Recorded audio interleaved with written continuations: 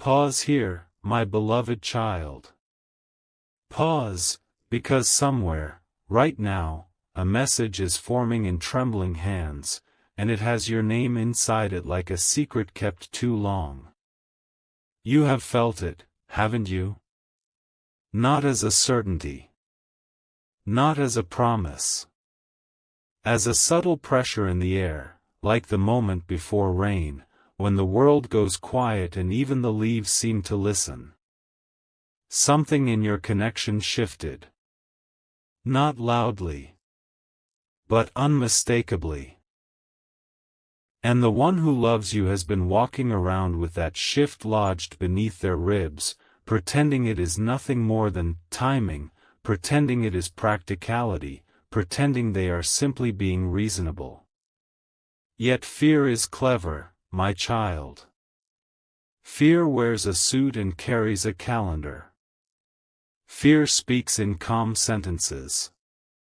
Fear says, not now, when the truth is, I can't risk being seen. And that is what has been happening. Because loving you did not feel like a gentle thing to them. It felt like standing on the edge of a high place, realizing the body can fall, realizing the heart can break, realizing they are not as in control as they once believed. But that's not what changed everything. It begins in a public place, ordinary and bright, the kind of place where lives pass close enough to brush shoulders but never close enough to collide. They are in a coffee shop at midday, the air smelling like steamed milk and burnt sugar, the espresso machine exhaling in short, angry breaths. People talk over each other, projects, flights, weekend plans, like everyone is trying to outrun silence. They step forward when the barista looks up. Name for the order? Their mouth opens, and for a heartbeat, your name rises like it belongs there. They swallow. Just, put M. It's small. Almost nothing. But their fingers tighten around their phone as if the device has suddenly become fragile, as if one wrong squeeze could shatter the screen and expose the life they've been hiding from themselves. Because they didn't come here to remember you. They came here to forget. And then the universe, quiet, patient, merciless, places you in front of them without even bringing you into the room. On the community board near the napkin station, half covered by yoga flyers and dog walking ads, there's a single sheet of paper pinned crookedly. A farewell notice for someone moving. A date. A location. And your name. Not as a headline. As a line in the middle. As if you are leaving so softly that the world might not notice unless it is looking for you. Their hands go cold. Not this time. They stare until the letters blur, until the paper becomes a pale rectangle and all they can see is the thought behind it, you might be gone. And suddenly their practicality feels like a locked door they built themselves, and they are still inside it. But that's not the worst part. The worst part is the way their mind betrays them, how it does not picture you packing boxes, it pictures you being free.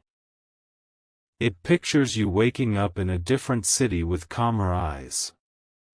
It pictures someone else standing in the doorway with steady presence, the kind of steadiness you used to beg for in silence. And that picture makes something inside them panic.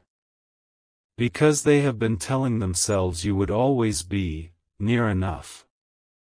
Close enough to return to. Close enough to postpone. There is a detail you haven't considered, my beloved child. When someone delays honesty, they begin to believe they can delay consequences too. But time does not negotiate. They carry their coffee out as if it weighs too much, the lid clicking softly with each step, and the daylight feels sharp. Cars hiss past on wet asphalt. A delivery truck groans at the curb. Somewhere, someone laughs too loudly. They sit in their car without turning the key. And the thought finally forms in full, no longer a vague dread, now it is a question that tastes like metal. What if I waited too long? They whisper it to the steering wheel as if the wheel can answer. And in that moment, my child, empathy wakes up in them, not the comfortable kind that feels like a sad movie, but the kind that burns, the kind that forces you to see the harm you caused even when you didn't mean to. They replay you. Not the version of you they told themselves would understand. The real you. You standing with your phone in your hand, trying to decide whether to send one more message or preserve your dignity. You rereading your own words, wondering if they sounded needy, wondering if you were asking for too much when all you wanted was clarity. They remember the spaces between their replies. Hours. Days. How they made silence look like a reasonable strategy when it was actually avoidance. Intention is not impact, my beloved child. They intended to protect themselves. But the impact on you was a slow erosion, a shoreline losing itself grain by grain, no storm dramatic enough to point to, just constant retreat. And then something happens that makes their throat tighten. They remember a small moment, so small it almost doesn't qualify as a memory. A moment most people would throw away without noticing. It was months ago, maybe longer. A rainy evening. A cheap little diner with fogged windows and a jukebox that didn't work. The two of you had ducked inside to escape the weather, your hair damp at the edges, your shoulders slightly hunched from the cold. They were talking about something trivial, traffic, the menu, a movie you half-watched. And then they went quiet. Not because they were angry. Because they were sad in a way they didn't have language for. You noticed immediately. You didn't interrogate them. You didn't perform concern. You just slid your napkin across the table and wrote something on it. One simple sentence, then pushed it toward them like a small offering. It wasn't advice. It was permission. You wrote, "I'm here. You don't have to be strong with me." They looked at your handwriting, slanted slightly, a little messy, human, and something inside them did a strange, terrifying thing. It softened. Not like a cute romance scene. Like ice cracking on a lake that you thought was safe to walk on. Because they realized, in that diner, that you were not asking them for entertainment. You were offering them home. And it scared them. Not because you were too much. Because you were real.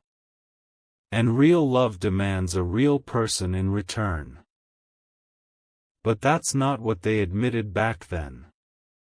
Back then, they smiled, made a joke, changed the subject, and stored the napkin like evidence of a crime they weren't ready to confess to. Now, sitting in their car, they feel that napkin again like it's burning through their pocket. They think about you leaving town. They think about the location on that paper. And their mind does what anxious minds always do, it starts measuring distance. How far is that place from where you live? How far from where they are? How far from the version of themselves who kept choosing comfort over courage. It feels like watching a train begin to pull out of a station while you're still buying the ticket. Almost too late. My child, hear me, love that hides eventually becomes love that begs. And they are approaching that edge. Later, the day drags them forward into normal life, meetings, messages, small talk, yet something in them is elsewhere, pacing. At work, a coworker catches them staring at nothing, their jaw clenched like they're chewing on a thought. You look like you haven't slept. I'm fine. But their voice is too quick, too sharp, like a door slammed gently. And then, another push. Another sign. A mutual acquaintance posts something casual, careless, the way people do when they don't know they're shaking someone else's world, a photo of cardboard boxes, a caption about new beginnings, a tagged location in a different city. Not dramatic. Not a declaration. Just enough to confirm the flyer wasn't a mistake. You are actually going. Their stomach drops as if an elevator cable snapped. Because now there is a clock. And clocks change people. They can no longer pretend this is a someday conversation. They can no longer hide behind when things calm down. The distance is becoming physical, miles, highways, flight times. This is the realistic urgency that forces movement, my beloved child. The simple fact that geography does not care about anyone's fear. And that's when the private breakdown comes, not in a movie-perfect collapse, but in the quiet cruelty of composure cracking. They go to the restroom at work. Fluorescent lights. Paper towels. The faint smell of industrial soap. They lock themselves in a stall like a teenager, their back against the door. And the sentence finally escapes them, honest and ugly, I protected myself. They say it like an accusation. Not toward you. Toward themselves. Because they begin to see the truth. They didn't only avoid pain, they avoided responsibility. They avoided showing up. They avoided the possibility that you would say no, because no would be final, and limbo allowed them to keep you as an option. But you are not an option, my child. You are a person. And somewhere deep in them, something decent stands up and refuses to sit back down. After work, they meet a friend for something that is supposed to be casual, just a quick bite, a walk, normal conversation. The evening air is heavy, summer warm, and the city smells like hot pavement and street food. Their friend watches them poke at their meal, watches them drift. Finally, the friend leans in. Do you love them? The question lands like a stone in water, simple, but the ripples reach everywhere. Their mouth opens, closes.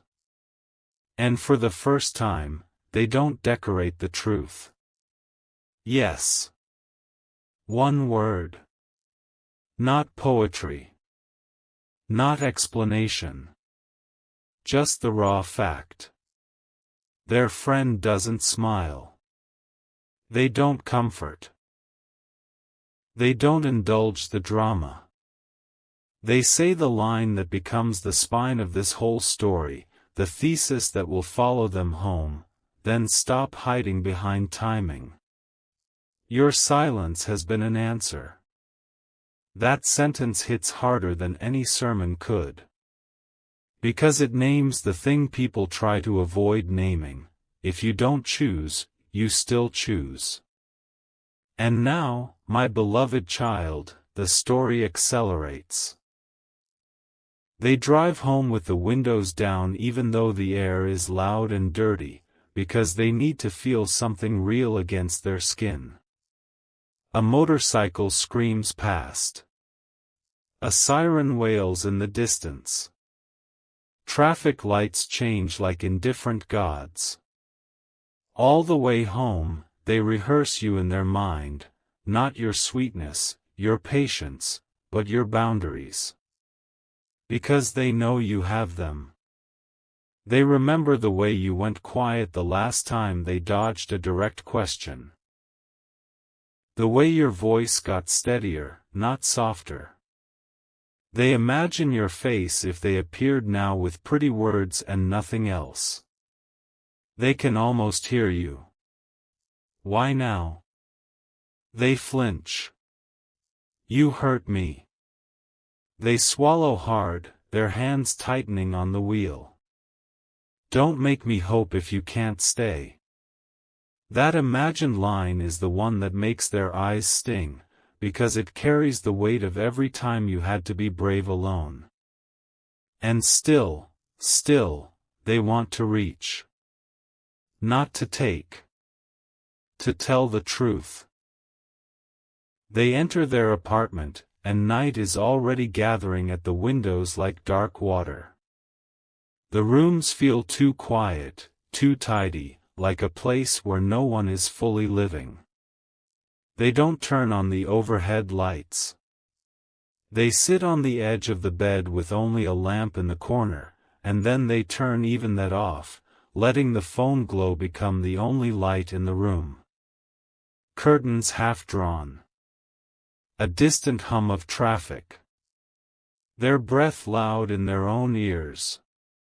This is the private night scene, my child. The kind where decisions are made without applause. And here is where I must speak to you directly, beloved one, before the next movement begins. You do not chase.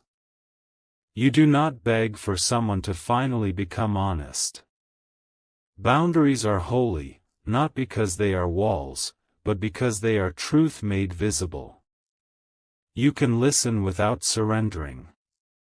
You can witness a confession without handing back your heart like it never broke. If they come with words but no change, you are allowed to stay still. You are allowed to require consistency. Love without accountability is only hunger dressed up. Hold that, my child. Soft breath. Hold it like a lantern. Because the person who loves you is about to try to cross the distance, and the distance is not only emotional anymore. It's about location. They unlock their phone. Their thumb hovers over your name. The chat opens, and for a second the screen is just a familiar shape, your profile picture, your last scene, the history of almosts. They scroll. Slowly at first. Then faster, like ripping off a bandage. Old plans. Old jokes. A photo you sent of a sunset that looked like spilled paint. And then they reach the part where things changed. The part where your messages got shorter. The part where you stopped offering new chances disguised as patience. Their scrolling stops on one single line you sent weeks ago, maybe months, simple, calm, devastating. Please don't come back with half-truths. That sentence pins them to the bed. Because it is not angry. It is clean. It is you telling them that access to you requires integrity. And now the physical sensations hit, their heart stutters, their palms dampen, their mouth dries as if the air has been stolen from the room. But that's not what makes this moment dangerous. The dangerous part is that they are finally ready, and they might already be too late. Their thumb taps the text box. Draft 1 appears, pathetic in its simplicity. Hey. They stare at it. Delete. Draft 2, a little longer, trying to sound casual, trying to pretend the distance wasn't a knife. Hey. I've been thinking about you. How are you? Their chest tightens with disgust. Delete. Draft 3 comes out like a confession letter, too long, too heavy, the kind of paragraph that tries to pay off a debt with words. I saw something today that made me realize I've been avoiding the truth. I'm sorry I went quiet. I didn't mean to hurt you. Their throat closes. They can feel how the sentence is already drifting toward excuses. Delete. Draft 4 is risky, direct, the kind that could change everything, because it involves a place, not just a feeling. Can we talk in person? I can meet you. They stop. Their hand shakes. Delete. Draft 5 begins, slower, more honest, as if they are finally letting the truth have a body. I was afraid. They pause on that line, because it is the first thing tonight that sounds real. And then, finally, the words they have resisted typing for so long rise up anyway, not as a grand declaration, but as a fact they can no longer hide from. I love you. They don't send it. Not yet. Because they understand, in some newly awakened part of themselves, that love spoken without responsibility becomes manipulation. So they keep going, adding the part that matters, the part that costs, not excuses. Not pressure. Not a request for you to forget. An acknowledgement of impact. A willingness to accept your no.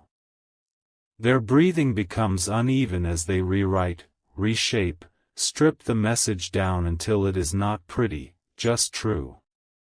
And then their thumb moves toward send. And then, the twist.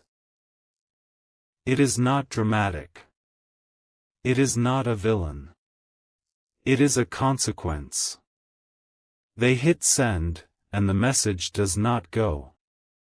A small red symbol appears. A quiet notification that feels like a door locking. Not delivered.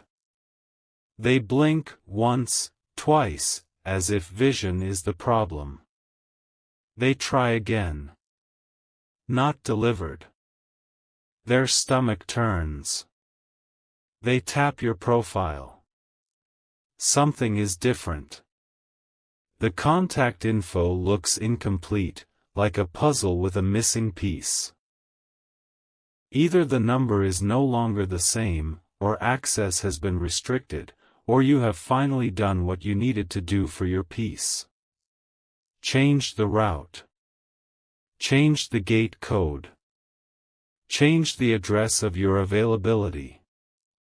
And my beloved child, do you feel what that means? It means you did not wait forever. It means you chose your sanity. It means you were not put on earth to be someone's emotional storage unit until they felt brave. Their hands begin to shake. Not because they're entitled to you, but because reality has arrived with teeth. They cannot fix this with a late-night paragraph. They can't hide behind the screen anymore. If they want to try, they will have to do it the right way.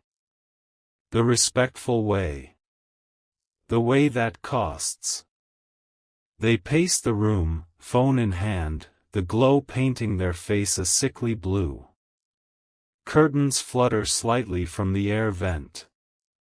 Somewhere outside, a car alarm chirps and dies. They open their contacts. They open social apps. They search your name like a prayer and a mistake. Nothing solid. Only fragments. And then they remember the flyer. The farewell notice. The location printed in plain ink. A place. A real place in the world. A bookstore by the river where people gather for readings. A community space with folding chairs and weak tea and that particular smell of paper and dust and hope. A place you chose. A public place. Not your home. Not a private corner where you could be cornered. A location that gives you an exit if you want it. And suddenly, their plan changes shape. It is no longer, how do I get them back? It becomes, how do I show up with honor? But that's not what makes their pulse spike. What spikes it is the time. They check the flyer photo someone posted. The farewell event is tonight. In less than an hour. And you might be there. This is where seconds begin to matter. They throw on a jacket with hands that can't quite coordinate. Keys clang onto the floor. They pick them up, breath shallow, mind racing ahead like a dog off leash. In the car. They grip the steering wheel so hard their knuckles pale. Streetlights streak across the windshield. The GPS voice is calm, almost mocking. Turn right in 500 feet. But their body is already halfway there. They are not thinking about romance now. They are thinking about consequence. They are thinking about you seeing them and turning away. They are thinking about you being with friends, laughing softly, living. They are thinking about the possibility that you will not want this. And that they will have to bear that with dignity. Because that is what accountability looks like, my child, accepting that you do not control the outcome. They arrive near the river, where the air smells cooler, damp with water and algae and the faint sweetness of night-blooming flowers from someone's balcony. People walk in pairs, voices low, the city softened by darkness. They park too far away because every closer spot is taken, and the walk feels like a pilgrimage made of nerves. 30 seconds. That's how long it takes them to reach the first corner. They stop. They look at the bookstore lights glowing ahead like a small ship in fog. 2 minutes. That's how long it takes them to cross the street with traffic hissing by, to pass a couple sharing earbuds, to step around a man selling flowers from a bucket. 10 minutes. That's how long they stand across from the entrance without moving, just watching people go in and out, watching silhouettes behind the windows. They can hear muffled voices inside. A microphone testing. A chair scraping. And somewhere in their mind, a new terror rises. What if you're already gone? What if the location is real, but you are not there? But then they see someone who looks like you for half a second, same posture, same hair length, and their heart lurches so hard it hurts. It's not you. But the fact that they could believe it was you tells you how hungry they are for one more chance to do this differently. They step closer. They stop again. Almost. My beloved child, you must understand, this is where many people ruin things, by rushing, by ambushing, by demanding relief from their own guilt. But something in them, finally, chooses restraint. They won't walk in and make your night about their feelings. They won't force your attention like a confession is a currency that buys forgiveness. So they step back into the shadow beside the building and do the one thing they can do without violating you. They open their phone and try a different route. An email address they once used for you. A social message request. Anything that could reach you without pushing past your consent. They find a thread, an old, half-dead channel, and type your name. Their thumb hovers again. And now the final sequence begins, the one that will determine whether this is an honorable attempt or just another selfish moment dressed up. They type. They delete. They type again. They keep it short, then longer. Then short again, trying to find the shape of truth that doesn't beg. Their mind flashes with your boundaries like warning signs on a dark road. They remember your line, please don't come back with half-truths.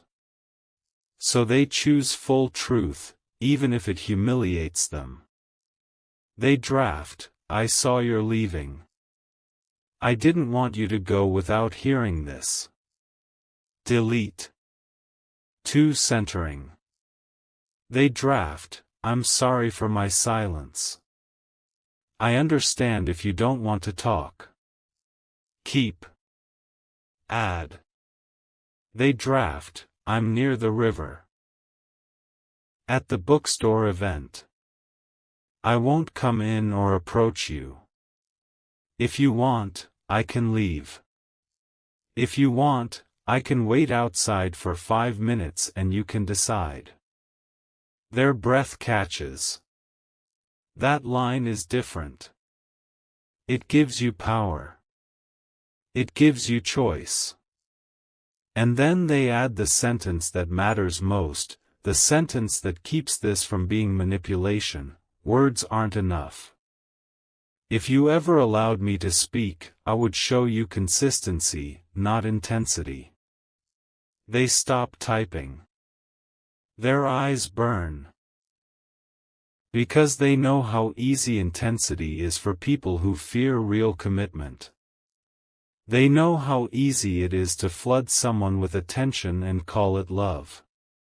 They know how easy it is to make a beautiful speech and then disappear again. You deserve better. They swallow. And now, my child, the moment becomes razor thin. Their thumb hovers over send. They can hear laughter inside the bookstore, soft, bright. They can hear the river beyond, steady and indifferent, carrying the city's reflection in broken pieces. A notification pops up, something irrelevant, and they swipe it away like brushing a fly from a wound. They check the time again. 1 minute passes. Another. They imagine the message arriving. Delivered. Or unseen. They imagine you noticing a request, a name you haven't looked at in a while.